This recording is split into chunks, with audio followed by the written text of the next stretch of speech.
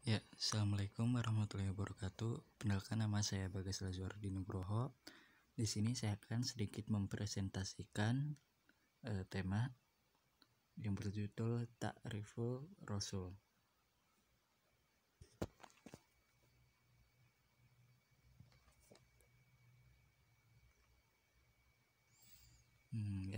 Dan ini adalah nama saya sendiri, Bagas Lazuardi Nugroho, dari jurusan Sistem Informasi dengan NIM 391200512.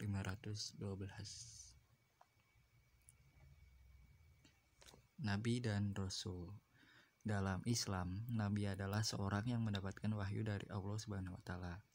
Di antara para nabi, ada yang diangkat menjadi rasul, yaitu seorang yang mendapatkan wahyu dari Allah dan wajib menyebarkan ajarannya. Mengimani nabi dan rasul merupakan rukun iman yang keempat. Di antara para nabi, Nabi Adam alaihissalam merupakan nabi pertama, sedangkan Nabi Muhammad SAW merupakan nabi terakhir. Di antara para rasul, ada 5 orang yang mendapatkan gelar ulul azmi, yaitu para rasul yang memiliki ketabahan yang luar biasa. Mereka adalah Nabi Nuh, Nabi Ibrahim, Nabi Musa, Nabi Isa, dan juga Nabi Muhammad SAW. Perbedaan antara Nabi dan Rasul. Kalau Nabi sendiri sebatas menerima wahyu tanpa keharusan untuk mendakwakannya, sedangkan seorang Rasul itu wajib mendakwakannya kepada kaumnya. Seorang Rasul sudah pasti seorang Nabi, tapi seorang Nabi belum tentu seorang Rasul. Para Rasul sendiri diutus dengan membawa syariat atau hukum baru, sedangkan Nabi hanya mengikuti hukum dan aturan dari Rasul sebelumnya. Jenjang kerasulan lebih tinggi daripada jenjang kenabian juga. Jumlah Nabi dan Rasul. Dalam riwayat dari Abu Umamah radhiyallahu anhu berkata, "Wahai Rasulullah, ada beberapa jumlah Nabi." Rasulullah menjawab, Nabi ada 124.000 orang, dan di antara mereka ada para Rasul sebanyak 350 orang. Mereka sangat banyak. Hadis riwayat Ahmad nomor 22.342, didaifkan Ibnu Katsir dalam Al-Bidayah wan Hinayah.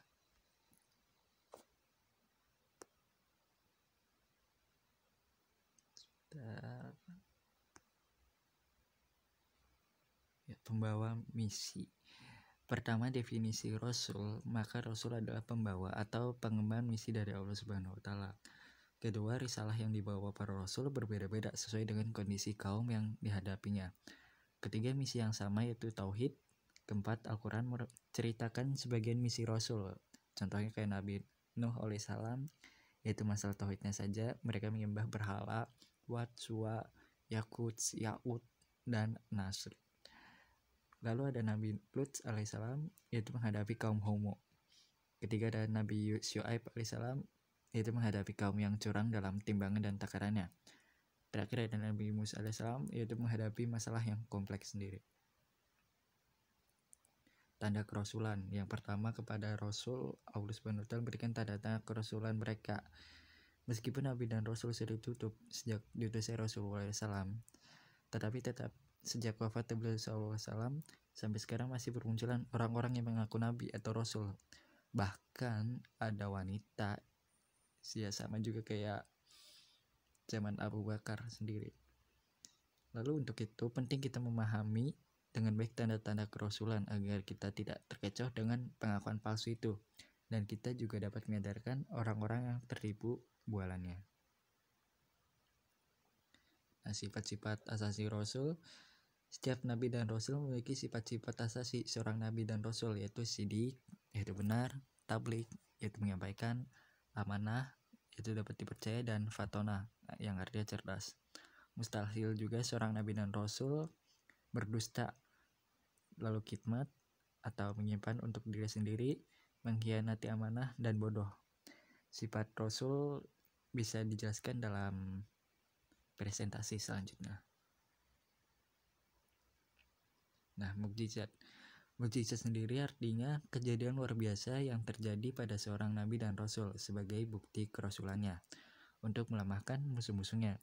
Jadi kita nggak bisa mengikuti apa yang dapatkan oleh nabi dan para rasul. Mukjizat para nabi sebelumnya cenderung yang dapat dilihat dan dirasakan. Contohnya kayak tongkat menjadi ular, membelah batu keluar air, membelah lautan, unta yang keluar dari batu, dibakar tapi aman dan sejahtera. Nah, mukjizat Rasulullah SAW sendiri, di samping itu dapat kita rasakan fenomenanya. Contohnya berupa kita dapat menyaksikan dan melihat tulisan berupa Al-Quran. Nah, mukjizat Rasulullah SAW yang lain yaitu pertama ada Al-Quran Al-Karim. Mukjizat Rasulullah SAW yang paling utama dan hingga hari ini yang masih bisa kita rasakan yaitu Al-Quran Al-Karim dan keberadaan syariat Islam itu sendiri. Sebab sampai hari ini tak seorang pun yang mampu menjawab tantangan Al-Quran Al-Karim untuk membuat sebuah buku yang setara dengannya. Lalu ada Isra Miraj. Peristiwa Isra Miraj sendiri yaitu perjalanan malam hari menembus waktu dari Masjidil Haram ke Masjidil Al-Aqsa di Palestina yang berjarak ribuan mil. Lalu diteruskan ke langit ketujuh yaitu Siratul Muntaha. Ketiga, terbelahnya bulan. Di dalam Al-Quran Al-Karim disebutkan bahwa bulan yang menjadi satelit bumi itu pernah terbelah. Telah dekat datangnya saat itu dan telah terbelahnya bulan. Quran Surat Al-Qamar ayat 1. Lalu mukjizat Rasulullah SAW itu menyembuhkan orang yang sakit. Beliau mencatat dalam beberapa hadis pernah mengobati beberapa sahabat. Contohnya Ali bin Abi Thalib pernah disembuhkan matanya dan sembuh atas izin Allah Subhanahu wa taala. Juga betis Salamah bin Al-Aqwa disembuhkan oleh Rasulullah SAW. Rasulullah sendiri juga pernah mengusap kaki Abdullah bin Utaik yang patah dan sembuh seketika, seolah tidak pernah terjadinya sesuatu. Al-Quran sendiri disebutkan dalam kitab sebelumnya. Al-Quran pun ternyata sudah disebutkan dalam kitab sebelumnya dan ini diketahui oleh para ulama Bani Israel, diantaranya Abdullah bin Salam yang masuk Islam. Ketika orang-orang kafir Quraisy datang ke Madinah menemui orang-orang Yahudi, maka para ulama Bani Israel berkata, sesungguhnya inilah saatnya. Sesungguhnya kami mendapati di dalam Taurat jejaknya dan sifatnya. Berita masa depan yaitu Rasulullah SAW banyak menceritakan peristiwa-peristiwa yang akan terjadi masa depan. Contohnya kayak takluknya Konstantinopel tahun 1453 Masehi dan Roma, syahidnya Umar dan Utsman. Lalu ada umat Islam akan seperti buih, Islam akan menjadi asing lagi, lalu Yahudi akan diperangi oleh umat Islam. Lalu priorisasi zaman yaitu kenabian, khalifahan, raja menggigit, raja zalim, khilafah. Terakhir ada tanda-tanda kecil dan besarnya hari kiamat. Nah, hasil-hasil misi yang didapatkan dari Rasulullah SAW itu yang pertama, terbentuknya umat terbaik yaitu umat Islam. Lalu tersebarnya Islam ke seluruh penjuru dunia.